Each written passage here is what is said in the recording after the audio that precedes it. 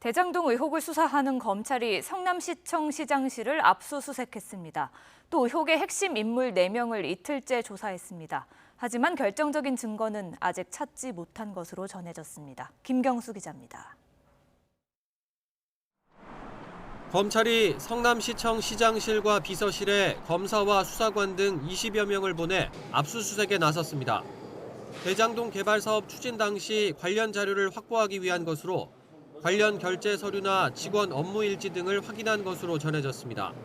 성남시청에 대한 압수수색은 지난 15일 이후 5차례나 진행됐는데 시장실까지 대상에 포함된 건 이번이 처음입니다. 대장동 개발 사업 주체는 성남도시개발공사지만 사업 인허가 권한을 가진 곳은 성남시입니다. 이 때문에 당시 시장으로 최종 결재권자였던 이재명 지사의 관여 여부나 책임 소재를 따지기 위한 검찰 수사가 본격화된 것으로 해석됩니다.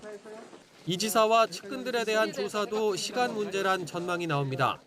특히 검찰이 성남시청 첫 압수수색 이후 주로 시청 서버를 압수수색하며 직원들 이메일이나 전자결제 내역 등을 확보하는 데 주력해온 상황이라 이 과정에서 유의미한 단서를 포착해 시장실까지 압수수색한 것 아니냐는 분석도 나옵니다. 다만 이 지사가 시장 시절 생산한 자료들이 얼마나 남아있을지는 미지수인데다 수사 착수 20여일이 지나 이루어진 뒷북 압수수색이라 관련 자료가 이미 폐기됐을 가능성도 거론됩니다.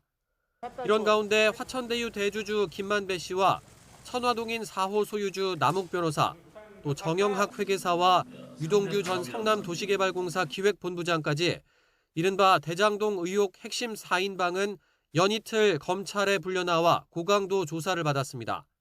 추가이익 환수 조항 삭제 논의하신 적 정말 없으세요? 올라가서 조사 잘 받겠습니다. 기획공 얘기도 있는데 한 말씀만 부탁드립니다. 죄송합니다. 유동규 씨 이렇게 감옥 간다는 것도 이렇게 사전 논의가 있었나요? 들은 게 있나요? 죄송합니다. 이번 수사 과정에서 현재 유일하게 구속된 유동규 전 본부장의 구속 시한은 내일 만료됩니다.